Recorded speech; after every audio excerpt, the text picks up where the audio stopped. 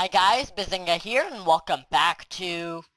Not welcome back. Welcome to a tutorial for Applied Energistics 2 and a showcase of big reactors. So, I have figured out the impossible. I have created a system that has no limit whatsoever to what channel it's on. This is not the mechanics of the Super Store and Drive. These are the mechanics of the Infinity Drive. That's what I'm calling it, at least, the Infinity Drive. So the trick behind the Infinity Drive is having an interface and a storage bus right next to each other. That's why you need different colors.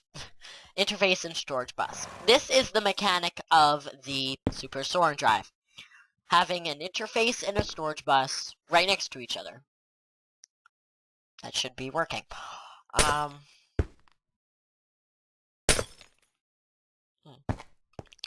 And I'll just give it some time. So the thing with interfaces and this design is that on both sides, if there is two terminals, like this, and there's a storage bus on both sides, one here and one here, if I put 32 stone in there, and I put a stack of grass in there, only the grass is visible from this terminal. That's because it has the interface on it. But the stone and the grass is visible from this place. So the problems with this is if you had a lower network, this, and you had an item in it, if you took out that item and you put it back in this one, it will no longer be visible here.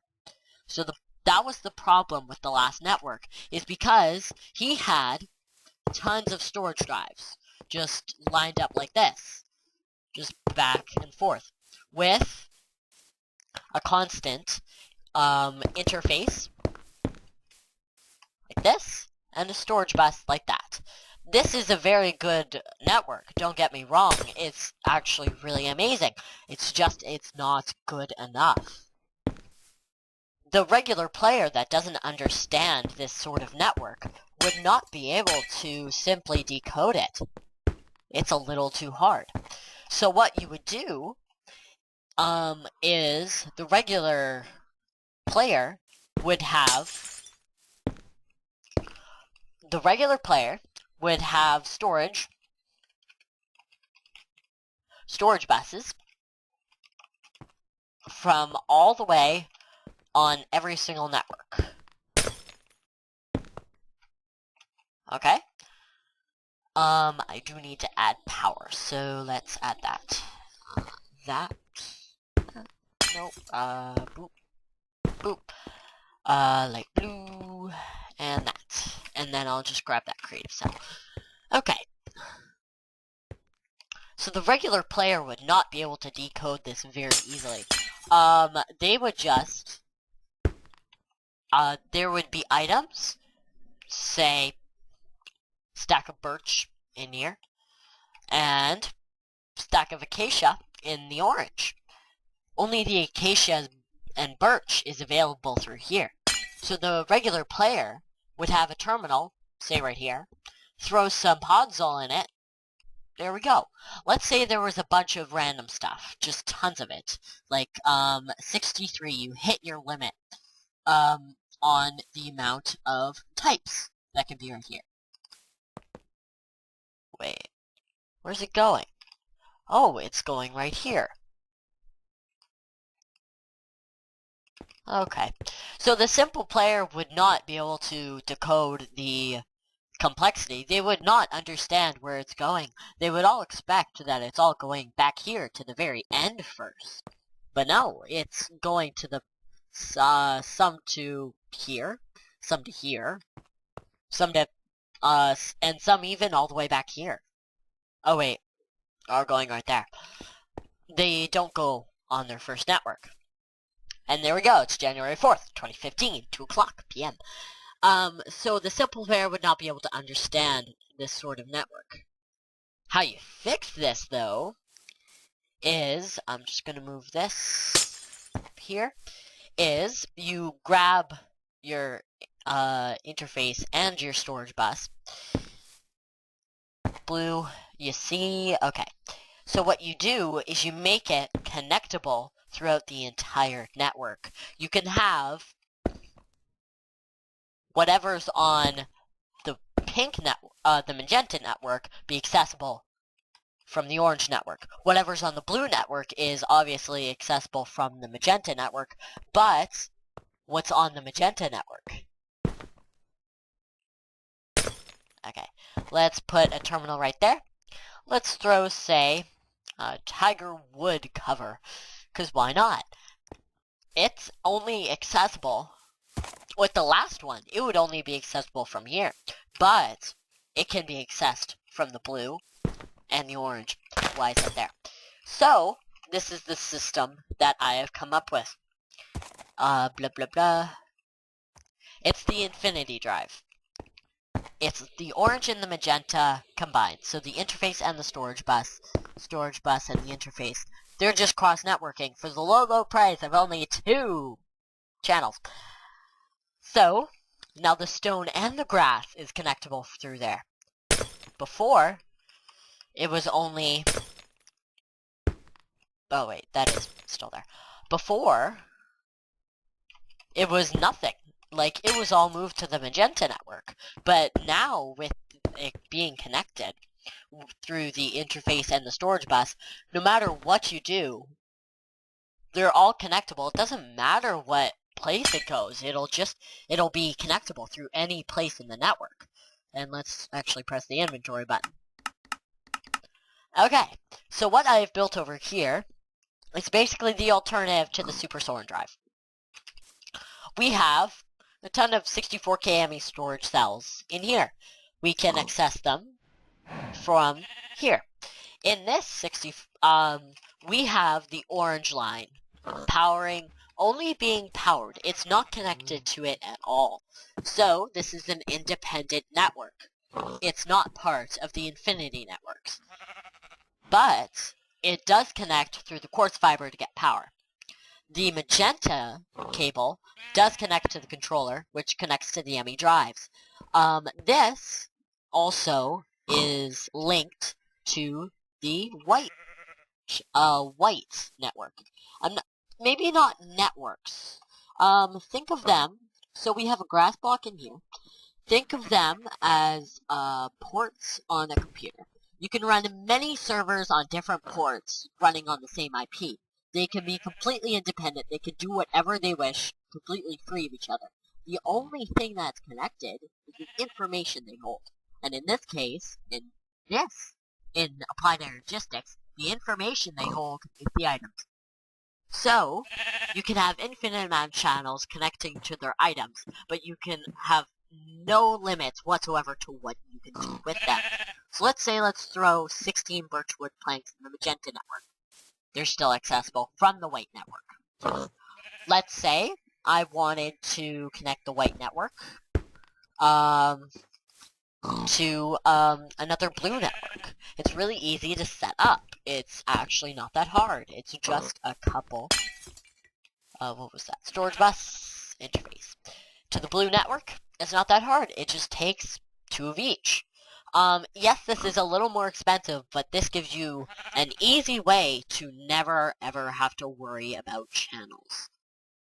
So, you can have the blue network here, connected by power, obviously, because power is the only thing that needs to be shared between every single network. You can decide what you want to see. Ooh, another fun thing you can do here is have a terminal right here. If you have an interface and a storage bus.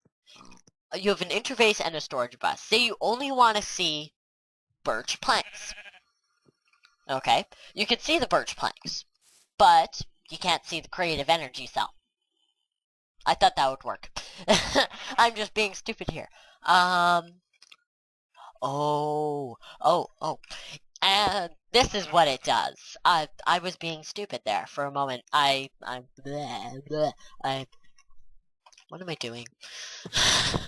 So, if I throw another ME drive on this system, and I have a storage bus with birchwood planks with a priority of 1 on this network, I can, the birchwood planks, any birchwood planks I take out of this network.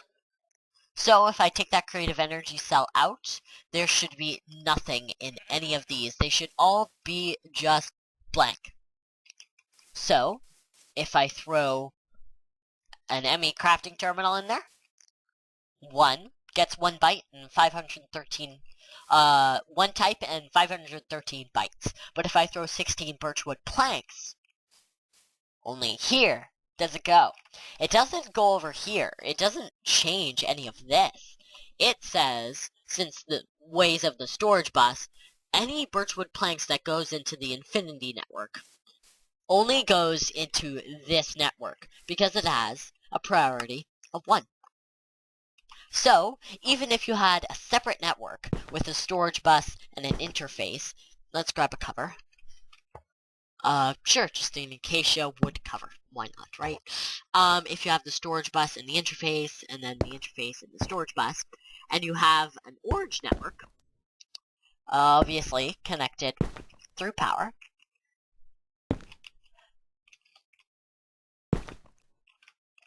even on a lower network, where there would only be the interface on this one and the storage bus here, oh wait, there would be an interface. Oh, right, I'm mixing it up. On a higher network, because the interface would be on this side and the storage bus would be on this side. Usually all of it would go right here because of the ways that the storage bus works and the interface connection. Even though, usually with this, if I did not have that there, if it was just the interface and the storage bus, like that, connected through power, any birchwood planks I put in here doesn't go, it doesn't go anywhere. Oh, because I don't have an ME drive. It doesn't go in there because I don't have an ME drive. It's not connected. If I have an ME drive that does have a storage bus in it, a storage cell, any birchwood planks that I put in there is accessible from this network, but any that is in this network is not seeable on this network. That's the effect of this sort of thing. But if you have the interface in the storage bus, if you have the interface here, the storage bus here, then you can see the birchwood planks. Even then, you see there's no types. I need to connect that because it's important. That's a storage bus. That's an interface. This is a storage bus that has the birchwood planks on it. It's connected to the white network. Let's see what happens if I throw that orange in there. It goes in here. It doesn't go into this now. This one. Because the storage bus doesn't have birchwood planks selected.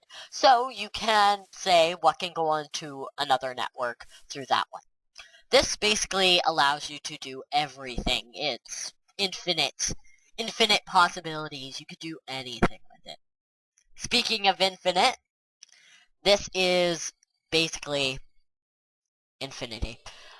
This is my turbine setup here. I could probably run 4 more turbines on this thing and lower. Whoa, it's really good. Oh, because it's still loading. It's still going. Oh, I don't have enough water in there. Duh. Let's grab that trans for node. Some world interaction upgrades, speed upgrades, and maybe a stack of stack upgrades. Water. Sure, I'll use ME controllers. They don't mess things up, do they? Oh, that'll mess things up. There. I should probably activate this thing again. Okay, so this will stay cold because there's not enough steam in it. But if, we'll shift. Right. Oh, control.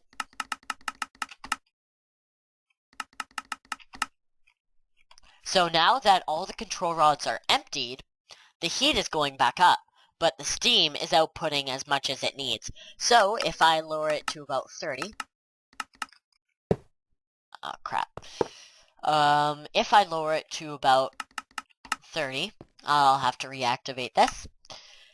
It will stay cold enough, but it will create the 8,000 millibuckets per tick, but it'll be more fuel efficient. So if I have this thing running at 100%, and I have, say, 1 or 2 or 4 more turbines, this might actually run. I'm going to test that. Let's see how much power this thing has kicked up. 4 billion. That is no small feat. 4 billion RF. This is because all of it combined, let's grab a vibrant capacitor. All of the turbines combined, I'm just going to raise this up, gets me about, let's say, 75,000 RF a tick. That is crazy. That is 300,000 RF per second. No, not 300,000. I'm silly. That is possibly, actually no. What am I doing? Oh right, that's multiplying by 10, not by 4. I'm so smart. That is honestly like 4 million a second. About. That is crazy. That is insane. I can run a lot off of this stuff. I can run, say, 4 lasers. I will probably only have 2 though. But I don't know its limits yet. So I will be testing this. And guess where I'm building it? On the server. So I'll see you guys next episode. That's all I have to show you. I might do another tutorial video if I figure out something amazing again. I hope this helped. Shared around, because I know not a lot of people understand how AE3 works that much, or how well these can be. So, I'll see you guys next time, and until then, bye!